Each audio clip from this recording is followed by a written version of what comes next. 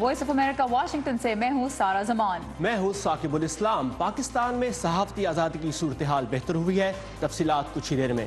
اور شام سے تعلق رکھنے والے بچوں کے خواب دوسرے بچوں سے کتنے مختلف ہیں؟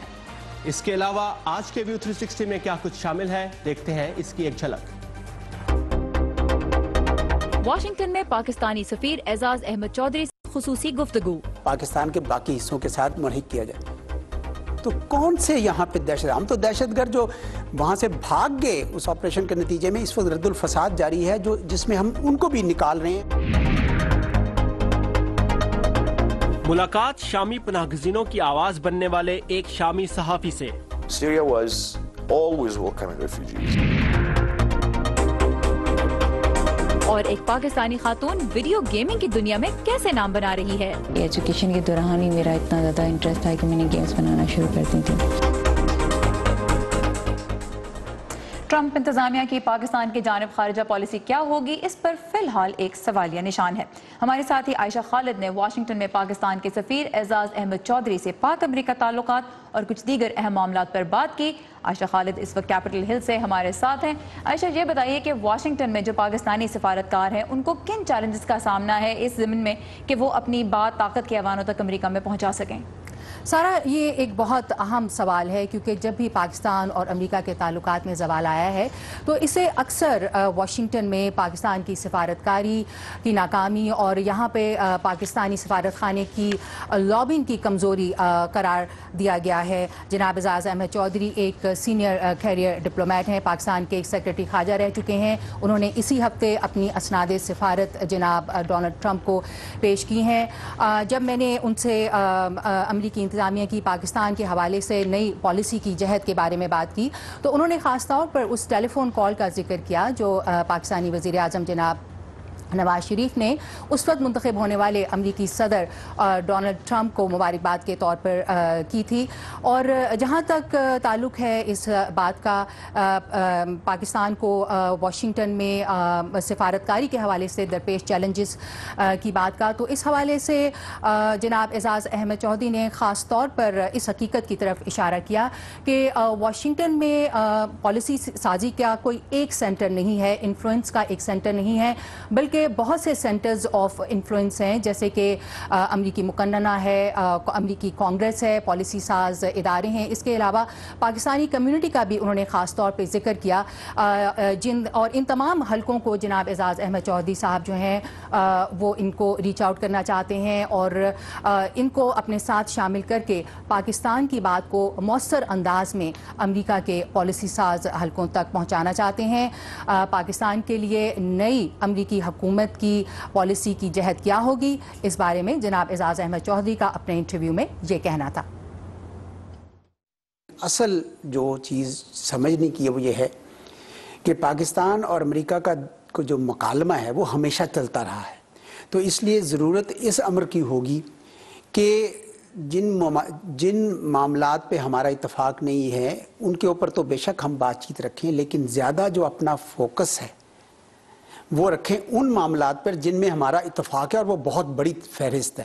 حال ہی میں امریکہ میں موجود کچھ حلقوں کی جانب سے ٹرمپ انتظامیہ کو پاکستان کی جانب امریکی پالیسی میں تبدیلی کی تجاویز دی گئی ہیں۔ ان میں سے ایک تجویز پاکستان کی جانب سے مبینہ طور پر اخوان طالبان اور حقانی نیٹ ورک کو اپنی سرزمین استعمال کرنے کی اجازت دینے کے جواب میں پاکستان پر فوجی اور معاشی پابندیاں لگانا ہے۔ آپ کا ایک نئے سفیر کے طور پر ان تجاویز پر کیا رد عمل ہے؟ پاکستان میں یہ ایک کلی اتفاق رائے ہے کہ افغانستان میں امن ہو اور اس کے لیے سارے فریق مل کر کام کریں، جس میں پاکستان اور امریکہ دونوں پیش تھے اور پیش رہنا چاہیے تاکہ اس کے اندر جو ہے وہ امن آ سکے۔ پاکستان الحمدللہ وہ قوم ہے جس نے دہشت گردی کے خلاف وہ جنگ جیتی ہے جس سے ابھی تک بہت سارے ممالک جو ہیں نا وہ نبرد آزما ہو رہے ہیں۔ تو یہ جو آپ چند ایک لوگ مل کر ایک پروپیگنڈا کرتے ہیں جس کی کوئی بنیاد نہیں ہے۔ تو اسی حوالے سے اگر ہم حقانی نیٹ ورک اور اخوان طالبان کے نمائندوں کی پاکستانی اداروں سے ملاقات کی بات کریں تو وہ کس زمرے میں آتی ہیں؟ پھر مجھے نہیں پتا کون سی ملاقاتوں کی بات کی جا رہی، کیونکہ کوآرڈینیشن گروپ بنا تھا۔ جب کوآرڈینیشن گروپ بنا दिसंबर 2015 में, तो इसकी मुलाकातें हुई 5 मुलाकातें हुई जनवरी से लेकर फरवरी तक, जिसके अंदर ये तय किया गया कि रोड मैप कैसे बनाए जाए, अफगानिस्तान में मफाहमती अमल कैसे आगे किया जाए। इसमें पाकिस्तान और अफगानिस्तान के अलावा अमेरिका और चीन भी मिलकर बैठते थे। तो तब सब ने ये तय किया कि इन तालिबान के साथ हम सारे राब्ता करेंगे अपना अपना। ये काम हमने भी किया और वो भी किया, बल्कि हमने शायद ज़्यादा किया। लेकिन हम ये समझते हैं कि जो हमने पेशरफ्त की थी कोऑर्डिनेटेड कोऑर्डिनेशन ग्रुप में पाकिस्तान, अफगानिस्तान, अमेरिका और चीन के साथ मिलकर, उसको मामले को आगे नहीं बढ़ाने का पूरा मौका नहीं दिया गया। हम ये समझते हैं कि अभी भी वक्त आ गया है कि हम अस्करी हल इसका तलाश ना करें, हम इसका सियासी हल ढूंढें। देखें, पिछले 17 साल से 16 साल से इतनी फ़ौज वहाँ लगी नेटो की, नई मामलात हल हुए और हमारे लिए भी उसके बहुत मसाइल इस हवाले से रहे कि अफ़गानिस्तान बदअमनी का शिकार रहा। आज भी कोशिश करनी चाहिए कि सियासी हल ढूंढें, उसके साथ जो अस्करी जोर आपने लगाना है वो ज़रूर लगाएं। आयशा, पाकिस्तान की इंडिया के लिए खारिजा पॉलिसी भी अक्सर तनकीद का निशाना बनती है, क्या एम्बेसडर ने इस बारे में भी कोई बात की? जी सारा, बिल्कुल अक्सर पाकिस्तान की इंडिया की जानिब, बल्कि पाकिस्तान की अमूमी तौर पर जो खारजा पॉलिसी है उसको अक्सर तनकीद का निशाना बनाया जाता है, ये कहकर कि पाकिस्तान की खारजा पॉलिसी जो है वो इंडिया के प्रिज्म से गुजर के बनाई जाती है, या पाकिस्तान अपनी अमूमी खारजा पॉलिसी को इंडिया के प्रिज्म से देखता है। जनाब एजाज़ अहमद चौधरी ने जाहिर सी बात है इस बात की तरदीद की और पाकिस्तान के उस पुराने स्टैंस को दोहराया जिसके मुताबिक पाकिस्तान तो भारत के साथ पुरअमन ताल्लुकात चाहता है और वो मुज़ाकरात इंडिया के साथ जारी रखना चाहता है, लेकिन इसके साथ ही उनका ये भी कहना था कि जब भी पाकिस्तान और इंडिया के ताल्लुकात में गर्मजोशी आना शुरू होती है, उनके मुज़ाकरात शुरू होते हैं, दहशतगर्द इस मौके से फ़ायदा उठाते हैं और वो इनमें कोई ना कोई तातुल पेश कर देते हैं। बहुत शुक्रिया आयशा। आयशा ने बात की अमेरिका के लिए पाकिस्तान के सफीर एजाज अहमद चौधरी से। Thank you Ayesha. और दुनिया भर में सहाफ़ती आज़ादी को कभी इतना ख़तरा नहीं था जितना आज है, ये कहना है रिपोर्टर्स विदाउट बॉर्डर्स का, जिसने 2017 की प्रेस इंडेक्स जारी की है। आप ये नक्शा देख सकते हैं जिसमें स्याह रंग में वो ममालिक हैं जहां सहाफ़ती आज़ादी सबसे कम है, जबकि सबसे ज़्यादा आज़ादी वाले ममालिक पीले रंग में दिखाए गए हैं और सफ़ेद रंग में। प्रेस इंडेक्स में आखिरी नंबर पर शुमाली कोरिया है। इसके अलावा सहाफ़ती आज़ादी सबसे कम नजर आई अफ्रीकी मुल्क एरिट्रिया, तुर्कमानिस्तान, शाम और चीन में। दूसरी जानिब यूरोपीय ममालिक नॉर्वे, स्वीडन, फिनलैंड, डेनमार्क और हॉलैंड में सहाफ़ियों को सबसे ज़्यादा आज़ादी हासिल रही है। रिपोर्ट के मुताबिक 62% मुल्कों में पिछले साल सहाफ़ती आज़ादी में कमी आई, जिन्हें नारंगी रंग में दिखाया गया है। इस और सुर्ख रंग में वो ममालिक नज़र आ रहे हैं जहां पिछले साल सहाफ़ती आज़ादी में बेहतरी देखी गई है। पाकिस्तान भी इन्हीं ममालिक में शामिल है जो 139वें नंबर पर आया है। और अच्छी बात है कि पाकिस्तान के लिए ये बेहतरी है 20 पॉइंट्स की। इससे पहले पाकिस्तान 159वें नंबर पर था, राइट? लेकिन अमेरिका का ये देखा गया कि 2 पॉइंट्स की गिरावट आई और अब अमेरिका 43rd यानी 43वीं पोजीशन पर है। जी सारा, और बात करें अगर अमेरिका की तो डोनाल्ड ट्रंप के हुकूमत में आने और उनके कुछ मीडिया के खिलाफ बयानात के हवाले से भी इस रिपोर्ट में जिक्र है। और अब चलते हैं सदर डोनाल्ड ट्रंप के बारे में कुछ मजीद बात करने। बिल्कुल, सदर डोनाल्ड ट्रंप की कोशिश है कि अपनी सदारत के पहले 100 दिनों में कुछ ऐसे वादे पूरे कर दें जो उन्होंने इंतखाबी मुहिम के दौरान किए थे, लेकिन ऐसा करना कुछ मुश्किल साबित हो रहा है। उनका सदारती हुक्मनामा, जिसमें गैर कानूनी तारकीन वतन को आबाद करने वाले अमरीकी शहरों को विफाकी फंड्स देने पर पाबंदी का ऐलान किया गया था, रियासत कैलिफोर्निया के शहर सैन फ्रांसिस्को के एक जज ने मुअत्तल कर दिया, जिसे व्हाइट हाउस ने तनकीद का निशाना बनाते हुए कहा कि ऐसे शहर अमरीकियों के तहफ़्फ़ुज़ को खतरे में डाल रहे हैं। लेकिन दूसरी जानिब सदर ट्रंप का टैक्स इस्लाहात का मंसूबा आज आने वाला है और इसमें कॉर्पोरेट टैक्स में कमी की तवक्को से ही अमरीका और एशिया की मार्केटों में तेजी देखी गई है। जी सारा, और अमेरिका समेत दुनिया भर से ताज़ा तरीन खबरों के लिए आइए हमारी वेबसाइट urdu.voa.com पर। और इस वेबसाइट पे आप इस वक्त पढ़ सकते हैं कि अमेरिकी फौज ने बुध को मिसाइल शिकन दिफाई निज़ाम थैड के कुछ आला जनूबी कोरिया में मुंतकिल करना शुरू कर दिए, यानी आज के रोज़। तो इसकी तफसीलात और कई दीगर अहम खबरें आप पढ़ सकते हैं urdu.voa.com पर। और बात करेंगे चीन की, जिसने अपना पहला मुकामी तौर पर बनाया गया तैयारा बरदार जंगी बहरी जहाज पेश कर दिया है। ये और पिछले चंद घंटों में पेश आने वाले कुछ दिलचस्प और अहम वाक़यात की एक झलक देखते हैं वर्ल्ड व्यू 360 में। مقامی سطح پر تیار کردہ طیارہ بردار بحری جہاز بدھ کو باضابطہ طور پر سمندر میں اتارا ہے۔ یہ چین کا اس نوعیت کا دوسرا اور مقامی طور پر تیار کیا گیا پہلا بحری جہاز ہے۔ سرکاری میڈیا کے مطابق چینی فوج کا کہنا ہے کہ اس جہاز کو 2020 تک سروس میں لایا جائے گا۔ ترک حکام کا کہنا ہے کہ انہوں نے حکومت مخالف رہنما فتح اللہ گولان سے رابطے کے الزام میں 1000 افراد کو گرفتار کیا ہے۔ حکام کے مطابق ان افراد نے خفیہ طور پر ترک پولیس میں جگہ بنائی تھی اور ترک صدر اردوان کی حکومت کو گرانے کی کوشش کی تھی۔ فرانسیسی انٹیلیجنس کی ایک رپورٹ میں کہا گیا ہے کہ شام میں 4 اپریل کو ہونے والے کیمیائی حملے کے پیچھے شامی حکومت کا ہاتھ ہے، جس نے اس حملے میں نرو ایجنٹ سرن کا استعمال کیا۔ روسی حکومت کے ترجمان کا کہنا ہے کہ رپورٹ میں پیش کیے جانے والے شواہد شامی حکومت کو حملے کا ذمہ دار ثابت کرنے کے لیے ناکافی ہیں۔ معاملے کی غیر جانبدارانہ بین الاقوامی تحقیقات ہونی چاہیے۔ دنیا بھر سے کچھ اہم خبریں آپ نے دیکھی۔ شام میں ثاقب ہم دیکھ رہے ہیں کہ پچھلے 6 سال سے جنگ جاری ہے، وقتاً فوقتاً خبروں کا حصہ بنتی ہے، لیکن لوگوں کی اس میں اچانک دلچسپی تب بڑھتی ہے جب سوشل میڈیا پہ کوئی دردناک ویڈیو سامنے آتی ہے۔ بالکل سارا، اور یہ ویڈیو آتی ہے، لوگ اسے دیکھتے ہیں اور پھر سب اپنی اپنی مصروفیات میں کھو جاتے ہیں۔ بالکل، تو ایک امریکی فلاحی تنظیم ہے ورلڈ ویژن، جس نے اپنے سروے میں شام سے تعلق رکھنے والے 100 بچوں کے جو خواب ہیں اور جو ان کے اندر کے خوف ہیں ان کا موازنہ کیا ہے 6 اور ممالک کے 600 بچوں سے، اور دیکھا یہ گیا ہے کہ شام میں بچوں کو سب سے زیادہ ڈر فضائی حملوں اور دھماکوں سے لگتا ہے، جبکہ کینیڈا میں بچوں نے وہی کہا جو اکثر بچے کہتے ہیں، انہیں ڈر لگتا ہے اندھیرے اور کیڑے مکوڑوں سے۔ اور جہاں کینیڈا، جرمنی اور آسٹریلیا میں بچے کامیاب کیریئر کا خواب دیکھتے ہیں اور بہت سے کھلاڑی بھی بننا چاہتے ہیں، شام کے بچوں کا خواب ہے کہ ان کے ملک میں امن ہو اور وہ اپنے گھروں کو واپس جا سکیں۔ بالکل، لیکن سارا آپ نے نوٹ کیا ہے کہ جرمنی اور آسٹریلیا میں بھی بچوں نے دہشت گردی کے خوف کا اظہار کیا ہے۔ بالکل، اور اس کی ایک بڑی وجہ یہ ہے کہ پچھلے سال جرمنی میں اوپر تلے بہت سے حملے ہوئے، جن میں سے بعض کا تعلق دہشت گردی سے بھی جوڑا گیا، تو بچوں کا ان ملکوں میں بھی جو یہ خوف ہے اس کی سمجھ آتی ہے۔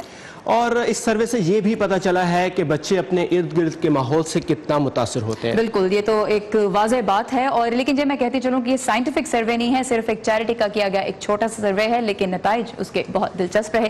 2011 میں خانہ جنگی کے آغاز سے اب تک 1 کروڑ سے زیادہ شامی باشندے اپنے گھر چھوڑ چکے ہیں۔ انہی میں سے ایک ہیں صحافی عمر المقداد، جو ان دنوں امریکی ریاست ورجینیا میں ایک پناہ گزین کے طور پر رہ رہے ہیں۔ انہوں نے ہماری ساتھی صبا شاہ خان کو بتایا کہ وہ کیا حالات ہیں جن کے باعث صحافیوں کے لیے بھی اب شام میں رہنا ناممکن ہو چکا ہے۔ یہ ہے عمر المقداد، جنہوں نے شام کی حکومت کے خلاف لکھنے کے جرم میں جیل کاٹی، ملک بدر ہوئے اور ترکی میں پناہ گزینی کی زندگی بھی گزاری، اور وہ پناہ گزینوں کے حالات پر CNN کے لیے رپورٹنگ بھی کرتے رہے۔ شام کے لوگوں کا اعتبار الفاظ پر سے اٹھ چکا ہے۔ میڈیا میں استعمال ہونے والے مذمت کے الفاظ محض مذمت کر کے آپ لوگوں کی جانیں نہیں بچا سکتے۔ ان معصوم جانوں کو بچانے کے لیے آپ کو کچھ کر کے دکھانا ہوگا۔ عمر المقداد کہتے ہیں کہ سب سے پہلے یہ ریفیوجیز انسان ہیں، ان میں سے زیادہ تعداد پڑھے لکھے مڈل کلاس اور محنتی لوگوں کی ہے، جنہیں بھیانک حالات میں دربدر ہونا پڑا ہے۔ جب میں ان سے بات کرتا ہوں تو وہ کہتے ہیں، دیکھو، جب ہمارا اچھا وقت تھا تو ہم نے دوسروں کے ساتھ ایسا سلوک نہیں کیا تھا۔ جب شام کا شمار بڑے ملکوں میں ہوتا تھا تو ہم نے عراقی، لبنانی، چیچن، صومالی، سوڈانی اور دوسرے ملکوں کے لوگوں کو پناہ دی تھی۔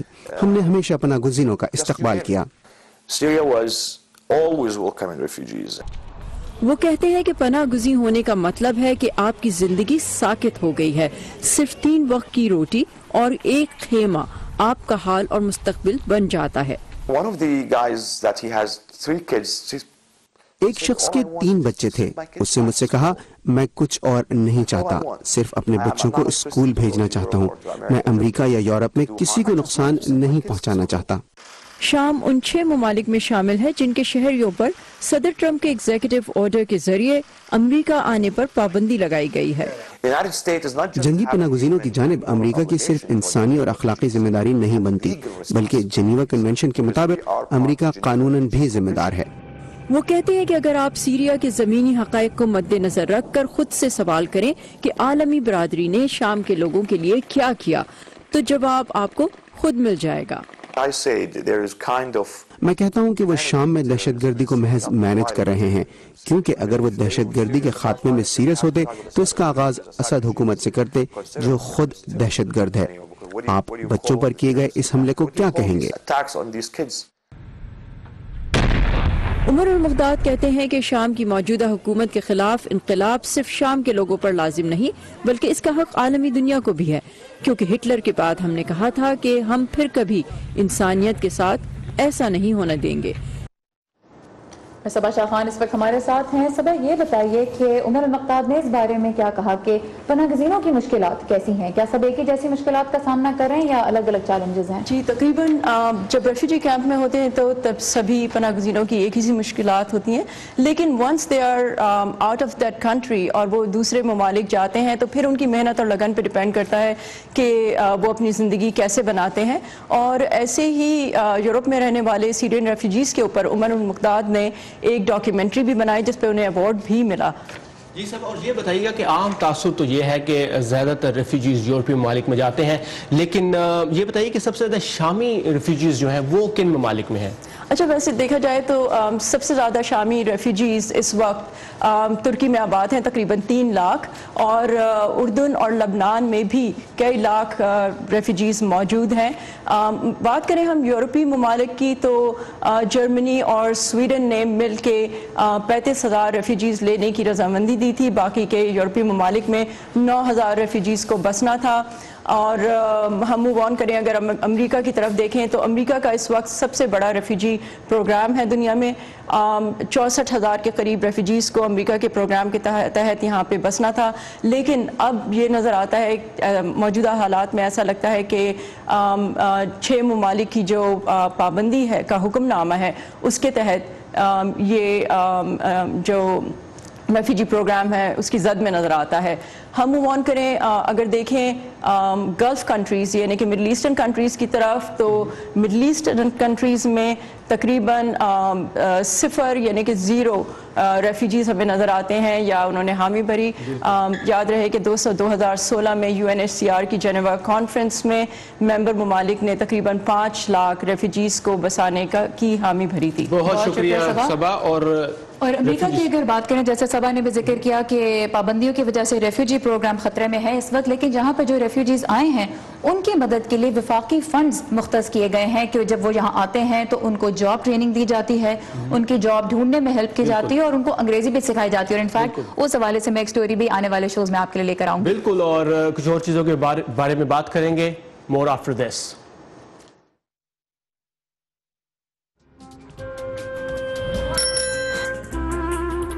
ابا جیسے کروڑوں لوگ جہاں ہر روز ایمانداری سے کام پر لگے ہوں،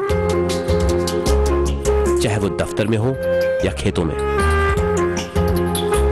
سڑکیں ہوں، بارڈرز، کھیل کا میدان یا کوئی انٹرنیشنل سٹیج، جب پاکستان کا نام روشن کرنے والوں کی کہانیاں کہنے کے لیے ہمارے پاس وقت کم پڑ جائے، جب پورا ملک ہی خود کو آگے لے جانے میں لگا ہو، تو پھر دنیا بھر میں اس کا پرسپشن مٹھی بھر لوگ کیوں بناتے ہیں؟ We are almost there, but not there yet. لگتا ہے تھوڑی محنت اور کرنی ہوگی ہمیں بھی۔ View 360 صرف آج نیوز پر۔ اور اب وقت ہو رہا ہے ہمارے ہفتہ وار ٹیک سیگمنٹ کا، جس میں ہم آپ کو ٹیکنالوجی کی دنیا سے دلچسپ اور انوکھی چیزیں تو دکھائیں گے ہی، ساتھ میں آپ کی ملاقات ہوگی ایسے لوگوں سے جو اس فیلڈ میں کچھ نیا اور منفرد کر رہے ہیں۔ اور سارا آج اس سلسلے میں ہم ملاقات کر رہے ہیں سعدیہ بشیر سے، جو اس شعبے میں کامیابی کی منزلیں طے کر رہی ہیں جسے عام طور پر لڑکوں کی پسند سمجھا جاتا ہے، اور وہ ہے ویڈیو گیمنگ انڈسٹری۔ سعدیہ سے ہمیں ملوا رہے ہیں امان اظہر۔ میرا نام سعدیہ بشیر ہے اور میں پاکستان کی پہلی ویڈیو گیم ڈیولپمنٹ اکیڈمی چلا رہی ہوں جس کا نام پکسل آرٹ گیمز اکیڈمی ہے۔ سعدیہ امریکہ ٹرین جیم نامی ایونٹ میں شرکت کے لیے آئی ہیں۔ ٹرین جیم ایک ایونٹ ہوتا ہے جو کہ شکاگو سے سین فرانسسکو تک گیم ڈیولپرز جو ہیں وہ ایک ٹرین میں بیٹھتے ہیں اور بیٹھ کے وہ پورے سفر کے دوران گیمز بناتے ہیں، تو مجھے اس کے لیے اسکالرشپ بھی ملی، تو میں اسکالرشپ پہ یہاں آئی۔ ہم لوگوں نے ٹرین جیم پہ وہ گیمز بنائی جو کہ ہم نے آگے کانفرنس پہ ڈسپلے کیا، ان کو شو کیس کیا، اور پھر میں نے کانفرنس پہ اپنی ٹاک بھی دی۔ میں نے سعدیہ سے پوچھا کہ ایک پاکستانی اور وہ بھی خاتون ہوتے ہوئے انہیں اس فیلڈ میں دلچسپی کیسے ہوئی۔ ایجوکیشن کے دوران ہی میرا اتنا زیادہ انٹرسٹ تھا کہ میں نے گیمز بنانا شروع کر دی تھی۔ ایجوکیشن ختم ہونے کے بعد میں نے 1 سال एज अ सॉफ्टवेयर इंजीनियर काम किया, बट इवेंचुअली मुझे रियलाइज़ हुआ कि ये फील्ड मेरी नहीं है, मुझे गेम्स बनाने हैं। बिल्कुल 1 साल पहले जो है मैंने अपनी जो है वो जॉब वगैरह छोड़ के और मैंने कम्प्लीटली अपनी एकेडमी को टाइम देना शुरू कर दिया, अपनी करिकुलम वगैरह डिज़ाइन करना शुरू कर दिए और लोगों को ऑन बोर्ड लेना शुरू कर दिया, ताकि बेसिकली हम एक ऐसा स्ट्रक्चर बना सकें जो कि ना सिर्फ पाकिस्तान में जो है वो कामयाब हो, बल्कि वो आपके इंटरनेशनल लेवल की भी जो है वो उस पर मेयार पे पूरा उतरे। इस कोशिश का नतीजा पिक्सल आर्ट गैलरी की सूरत में सामने आया। एक ऐसी जगह हम लोगों ने जो है वो बनाने की कोशिश की है जहाँ पे कोई भी जिसको ये शौक़ है कि वो गेम्स बनाए, वो हमारे पास आके वो सारी बेसिक से लेके प्रोफेशनल तक सारी जो है वो टेक्निक्स और जितनी भी आपकी जो है वो टेक्नोलॉजीज़ वगैरह हैं उनको लर्न कर सकता है और उसके बाद गेम्स वगैरह बनाना सीख सकता है। तो रहा ये सवाल कि पाकिस्तान में गेमिंग इंडस्ट्री किस सूरत हाल से दो चार है। ना सिर्फ स्टूडियोज़ खोल रहे हैं, लोग खुद से भी गेम्स बना रहे हैं, स्टूडेंट्स भी लर्न करना शुरू कर रहे हैं यूनिवर्सिटीज़ में। तो अब तो एक बेसिक नीड है कि हम इंडस्ट्री में उन स्टूडेंट्स को भेजने से पहले उनके लिए एक ऐसी जगह बनाएं जिसमें वो सारी स्किल्स लर्न करके इंडस्ट्री में जाएं जो कि जिसकी इंडस्ट्री को ज़रूरत है। अमान अजहर, उर्दू VOA, वाशिंगटन। सारा बहुत ही इंटरेस्टिंग और इंस्पायरिंग स्टोरी सादिया बशीर की हमने देखी, और मुझे ये स्टोरी देख के गुस्सा ये आ रहा है कि मैंने वीडियो गेमिंग क्यों नहीं शुरू की। तो गुस्सा तो बहुत है वीडियो गेम बनाने में शुरू की, डेवलप करने में तो गुस्सा तो सबको आता है। जब आपको गुस्सा आता है तो आप क्या करती हैं? ये डिपेंड करता है कि गुस्सा किस पे आया है। छोटों पे आता है तो जरा आसान होता है निकालना, किसी बड़े पे आता है तो फिर जरा मुश्किल हो जाता है। अच्छा, लेकिन मेरा मशवरा ये होगा कि आप कायरा के इस रेज रूम में जाएं जहां आप दिल भर कर तोड़फोड़ करके अपना गुस्सा ठंडा कर सकती हैं। बस एक बात है कि ये फ्री नहीं है, बहुत से मुख्तलिफ पैकेजेस दस्तयाब हैं। तो आपके अंदर कितनी फ्रस्ट्रेशन है इसके हिसाब से पैकेज खरीदें और अपनी हिफाजत के लिए हेलमेट और जैकेट भी पहने और उसके बाद फिर दिल भर के गुस्सा निकालें। तो चले, अच्छी बात यह है कि कम से कम वो जैकेट और वो जो प्रोटेक्टिव गियर है वो दे देते हैं, नहीं तो गुस्सा निकालते निकालते बंदा हॉस्पिटल पहुंच जाए और फिर जो रेज रूम वाला है उसी पे गुस्सा आ जाए। बिल्कुल। और अच्छा, अभी जब हमने शो शुरू किया है तो इसमें कमेंट्स आते हैं कि साकिब आप बहुत सीरियस लगते हैं आप गुस्से में हैं। तो मुझे लगता है कि मुझे भी रेज रूम में जाना पड़ेगा और फिर आगे शो करना पड़ेगा ताकि फिर मैं जरा रिलैक्स लगूं थोड़ा सा। खैर अभी तो वैसे घर की चीजें तो नहीं कम से कम तोड़नी फोड़नी चाहिए, इसीलिए ये पैसे लेके करते हैं। अनदर वे जो सिर्फ टोटली ऑपोजिट है वो है मेडिटेशन, और वो है ठंडी ठंडी गहरी गहरी सांसें लेने का मैं कोशिश करती हूँ कि ज्यादा वही लूं। बिल्कुल। और कल हमने एक जैसे हम स्टोरी कर रहे थे कि ओल्ड पीपल, और एक 98 इयर्स ओल्ड विमेन है इंडिया में जो कि इस वक्त भी योगा करती है और बड़ा इंटेंस योगा करती है। तो वो योगा जो है मतलब उन एक तो काफी माशाल्लाह उनको लंबी उम्र दी उस योगा ने, और उसके अलावा मेरे ख्याल से गुस्सा भी कंट्रोल एग्जैक्टली। और बहुत से मुख्तलिफ तरीके होते हैं गुस्सा निकालने के। आप कैसे गुस्सा निकालते हैं ये आप हमें सोशल मीडिया के जरिए बता सकते हैं। एड्रेस हम आपको देंगे कुछ ही लम्हों में। सबसे पहले आपसे करेंगे अब खुदा हाफिज, क्योंकि ये था आज का व्यू 360, पर आपकी फीडबैक का हमें इंतजार रहेगा। इसके लिए आइए हमारी फेसबुक पेज पर facebook.com/VOAUrdu और हमें बताइए कि आप शो में क्या देखना चाहते हैं। और कल फिर इसी जगह इसी वक्त आपसे दोबारा मुलाकात होगी। तब तक के लिए खुदा हाफिज।